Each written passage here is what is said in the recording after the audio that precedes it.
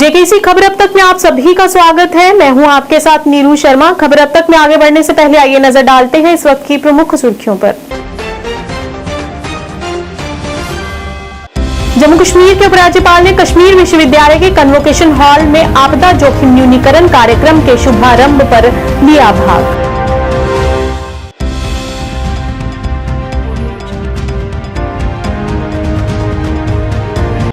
Doctor Farooq Abdullah ने पत्रकार गुलाम नबी खयाल के निधन पर किया शोक व्यक्त और पत्रकारों से बात करते हुए इजराइल और फिलिस्तीन युद्ध की भी की कड़ी निंदा।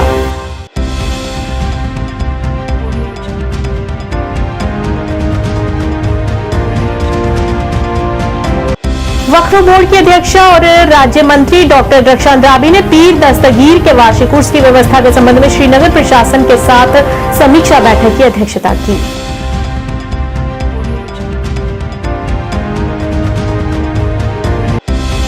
जम्मू रेलवे स्टेशन में वैष्णवी धाम के अंदर भोजनालय को ठेके पर दिए जाने के प्रति शिवसेना हिंदुस्तान के प्रमुख राजेश केसरी ने किया रोष व्यक्त।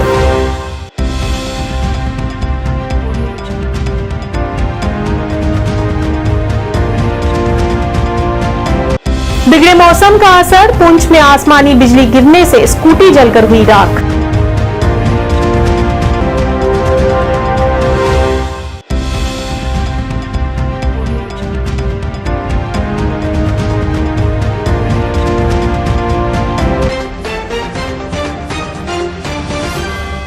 अब समाचार विस्तार से। जम्मू कश्मीर के उपराज्यपाल मनोज सिन्हा ने कश्मीर विश्वविद्यालय के कन्वोकेशन हॉल में आपदा जोखिम न्यूनीकरण के लिए अंतर्राष्ट्रीय दिवस और पीएमजीएसवाई अध्ययन के शुभारंभ पर एक कार्यक्रम में भाग लिया। अपने संबोधन में जम्मू कश्मीर के उपराज्यपाल ने कहा कि हमें भविष्य की चुनौतियों को ध्यान में रखते हुए इनमें और अधिक सुघड़ बदलाव लाना है। और अब रिस्पॉन्डर्स हैं, जो फर्स्ट रिस्पॉन्डर्स हैं, वो अपना ध्यान सबसे पहले केंद्रित उन पे करें जो कि गरीब वर्ग से। हर वर्ष 13 अक्टूबर को international day for disaster risk reduction मनाया जाता है, जिसका महत्वपूर्ण उद्देश्य डिजास्टर जोखिम को कम करना, लेकिन इससे होने वाले नुकसान को निश्चित रूप से कम किया जा सकता है। हमें यह सुनिश्चित करना होगा कि आपदा की वजह से एक भी व्यक्ति की जान न जाए, और इसके लिए सबसे शक्तिशाली माध्यम है कि हम पहले से तैयार रहें। रिएक्शन की बजाय पूरा सिस्टम प्रोएक्टिव होकर के कैसे काम करे, ये स्थिति हमें बनानी है। मैं जानता हूं जम्मू कश्मीर की भौगोलिक स्थिति की वजह से हमारे सामने चुनौतियां बड़ी हैं, और इसलिए जम्मू कश्मीर में जो कुछ पिछले समय में हुआ है, करीब करीब 1.5 लाख करोड़ रुपए के हाईवे और टनल का निर्माण आज जम्मू कश्मीर में हो रहा है। इतना बड़ा इन्वेस्टमेंट इसलिए हो रहा है ताकि यहां का पर्यावरण भी सुरक्षित रहे, क्वालिटी ऑफ इंफ्रास्ट्रक्चर के द्वारा लोगों के जीवन और आजीविका दोनों को सुरक्षित किया जा सके। सभी किसान भाइयों को भी इस बात के लिए प्रोत्साहित करने की कोशिश हो रही है, और ये भी उनसे कहा जा रहा है कि फसल बीमा योजना, क्रॉप इंश्योरेंस की जो स्कीम है, 2 ही डिस्ट्रिक्ट कवर्ड थे जम्मू कश्मीर के, अब 20 के 20 जिले कवर्ड हैं, और एक कोशिश हो रही है कि हॉर्टिकल्चर को भी इंश्योरेंस मिले, इसकी भी कोशिश की जा रही है ताकि किसानों को कम से कम नुकसान उठाना पड़े और उसकी जो नुकसान हो उसकी भरपाई की जा सके। आपदा की स्थिति में हमारा रिस्पांस भी कहां से शुरू, मेरी बुद्धि जहां तक सोचती है, जहां तक मैं सोच पा रहा हूं, ये प्रशासन का प्राथमिक दायित्व होना चाहिए कि सबसे पहले हमारा रिस्पांस सबसे गरीब, कमजोर और वंचित वर्ग पर हमें केंद्रित करना चाहिए, ताकि वो जल्द से जल्द उभर सके और आर्थिक विकास की मुख्य धारा में पुनः जुड़ सके। डिजास्टर मैनेजमेंट डिपार्टमेंट के अधिकारियों से भी मैं कहना चाहूंगा कि आपदा की स्थिति में इंफॉर्मेशन, आवश्यक सर्विसेज तथा अर्ली वार्निंग ये तीनों व्यवस्था कैसे सुगम तरीके से पहुंचाई जाए, इसका ब्लूप्रिंट बनाना ये आपकी प्राथमिकता होनी चाहिए। प्रसिद्ध पत्रकार और प्रेरणा स्रोत गुलाम नबी ख्याल के निधन पर शोक व्यक्त करते हुए डॉक्टर फारूक अब्दुल्ला ने कहा कि गुलाम नबी ख्याल हमारे बीच नहीं रहे, जिसकी कमी हमें इस कायनात तक खलती रहेगी। गुलाम नबी ख्याल का यहां श्रीनगर में संक्षिप्त बीमारी के बाद निधन हो गया। श्रीनगर में पत्रकारों से बात करते हुए नेशनल कॉन्फ्रेंस के अध्यक्ष डॉक्टर फारूक अब्दुल्ला ने इजराइल और फिलिस्तीन युद्ध की भी कड़ी निंदा की। उन्होंने कहा कि इजराइल ने 1917 में फिलिस्तीन पर अवैध रूप से कब्जा कर लिया था और इस मौके पर उन्होंने निर्दोष नागरिकों के मारे जाने पर भी शोक व्यक्त किया। ये एक ट्रेजर थे,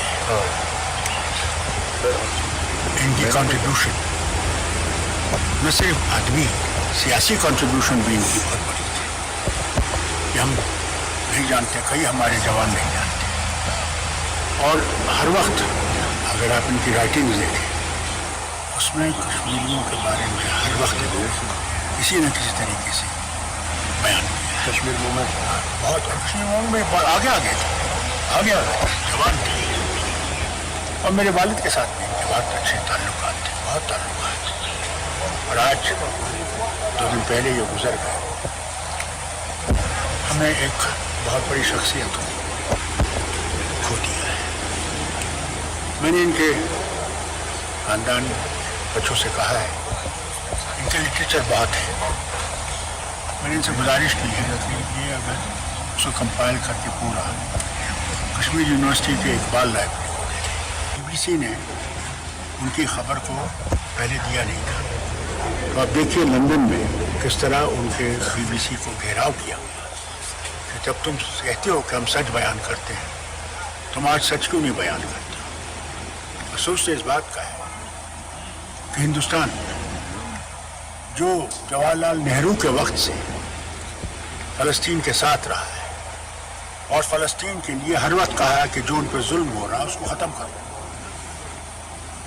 यहूदियों को वहाँ बसाया गया 1917 में, अंग्रेज़ों ने साजिश की और फ़लस्तीनियों की ज़मीन उनको दी और वो बढ़ते गए और फ़लस्तीन की ज़मीन को और भी और काबू कर कब्जा कर गए।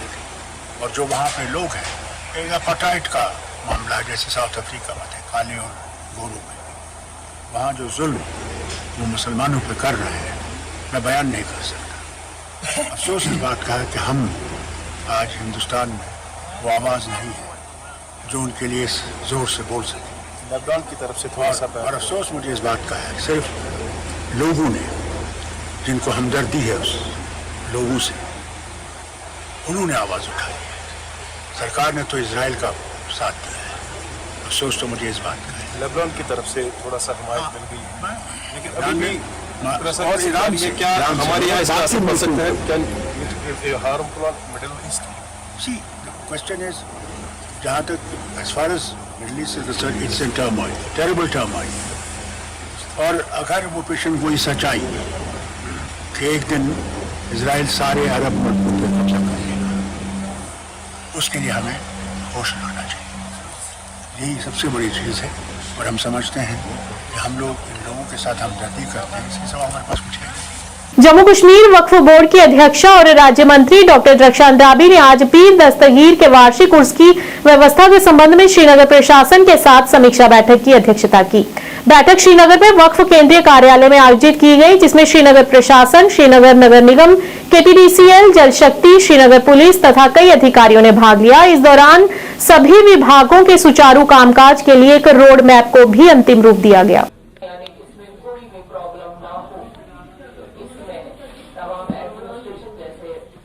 यहाँ वक्फ ऑफिस में हेडक्वार्टर में मीटिंग हुई एडमिनिस्ट्रेशन के साथ, क्योंकि उर्स मुबारक शुरू होने वाला है पीर दस्तगीर साहब रहमतुल्लाह अलैह का, और वहाँ पे एडमिनिस्ट्रेशन के बगैर मुमकिन नहीं है जब तक हमारे साथ PHE, PDD और SMC सारी एडमिनिस्ट्रेशन ना हो।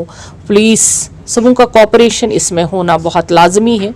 और 11 दिन का सफ़र के बाद ये इख्तिताम पजीर हो जाएगा, लेकिन तब तक शब खानी और रोज़ वहाँ पे ज़ायरीन आते हैं, उनके लिए ट्रांसपोर्ट का इंतज़ाम और बाकी चीज़ें रहनी चाहिए। इसीलिए आज ये मीटिंग हुई हमारे ऑफिस में, तो सभी आए हुए थे और इंशाअल्लाह रहमान उर्स मुबारक अच्छे से मनाएंगे।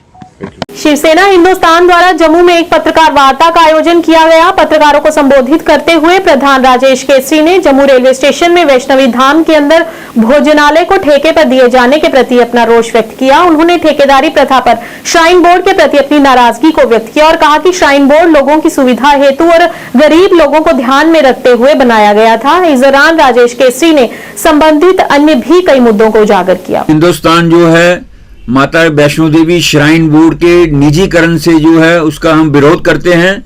जिस प्रकार आपने देखा होगा कि जम्मू में रेलवे स्टेशन पर वैष्णवी धाम जो है उसके भोजनालय को जो है ठेके पर दिया जा रहा है, जबकि वो भोजनालय जो है ऑलरेडी प्रॉफिट पे चल रहा है। अगर वो ऑलरेडी प्रॉफिट पे चल रहा है तो वहां पर मुलाजिम काम कर रहे होंगे 8-10। अगर वो मुलाजिमों को हटाकर एक ठेकेदारी पे सिस्टम देने के, श्राइन बोर्ड जो है ठेकेदारी सिस्टम के लिए नहीं बना हुआ। श्राइन बोर्ड से केवल जो इसलिए बनाया गया था ताकि कुछ लोगों ने जो है श्राइन बोर्ड की जो है तरक्की की ओर ध्यान नहीं दिया, उसको तरक्की की ओर ले जाने के लिए, ऊपर उठाने के लिए जो माँ वैष्णो देवी का बोर्ड बनाया गया है ताकि लोग जो है मैक्सिमम लोग जम्मू कश्मीर के हमारे वहां पर आकर काम कर सकें, उनको नौकरियां मिल सकें। लेकिन श्राइन बोर्ड जो हम देख रहे हैं कि वो आहिस्ता आहिस्ता जो है पूरे श्राइन बोर्ड को निजीकरण कर रहा है।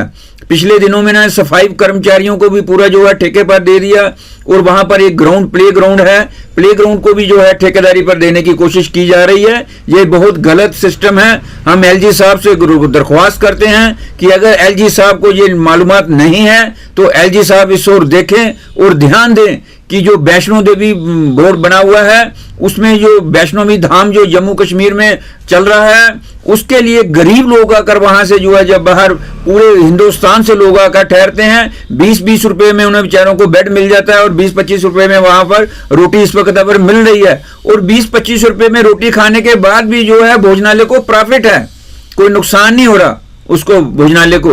तो फिर एक लोगों की सुविधा के लिए ये बनाया हुआ है। आपने उसके इर्द गिर्द होटल खोल रखे हैं, सरस्वती धाम में भी और उसमें भी होटल खुले हुए हैं श्राइन बोर्ड के, हम उसका विरोध नहीं करते। लेकिन जो एक धाम जो रहा हुआ है माता वैष्णो देवी, वहां पर गरीब लोग आकर बेचारे 20-25 रुपए में ठहरते हैं। उस भोजनालय को जो है आराम से जैसे चल रहा है उसको चलने देना चाहिए, उसका निजीकरण नहीं करना चाहिए। पुंछ नगर में मोहल्ला रेडियो स्टेशन के पास आसमानी बिजली गिरने से वहां खड़ी की गई एक स्कूटी जलकर तबाह हो गई। आसमानी बिजली से क्षेत्र में लगाई गई बिजली की तारें, केबल और मोबाइल नेटवर्क की तारों को भी नुकसान पहुंचा है। गनीमत रही कि इस हादसे में जानी नुकसान नहीं हुआ। वहीं घटना की जानकारी मिलते ही आसपास के लोग सहम गए हैं। डोडा जिले में कल हुई सड़क दुर्घटना के बाद से लापता शुभम सिंह का शव आज खारा नदी से बरामद किया गया। पुलिस और स्थानीय लोगों द्वारा कल से ही शुभम सिंह को ढूंढने का प्रयास किया जा रहा था। घंटों पुलिस और स्थानीय लोगों द्वारा चलाए गए दिन भर के तलाशी अभियान के बाद शुभम सिंह का शव खारा में नदी में बरामद किया गया। भारी बारिश के बाद मेंढर उपमंडल के पाठा नेतार गांव में सैयद अखलाक हुसैन शाह की पशुशाला गिरने से एक भैंस की मौत हो गई। शोक संतप्त परिवार ने जिला प्रशासन से उनकी आर्थिक मदद करने की अपील की है और परिवार ने बताया कि ये उनकी आजीविका का एकमात्र साधन था।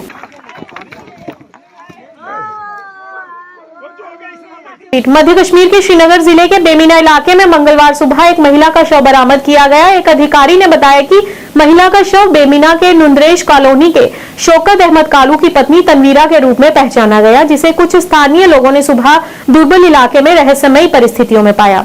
लोगों ने पुलिस को सूचित किया और मौके पर पहुंचकर शव को कब्जे में ले लिया गया और शव को पोस्टमार्टम के लिए अस्पताल ले जाया गया।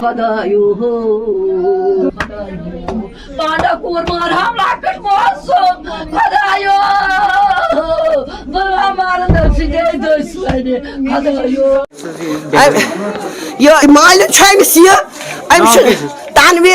तानवीरा सलीम माल ना मोहम्मद सलीम अमिस असली ना तानवीरा वन चांदी चांदी यह इथे कन चांदी चांदी अमिस वन ये चांदी यह इथे कन लजम ये मगर मकान फुटमुत तथ ना शबत ना सूरत पे दुहस तथस मार मार माज पन्नी निश छपित तथ लगा यह मारा जेर चोबो क्या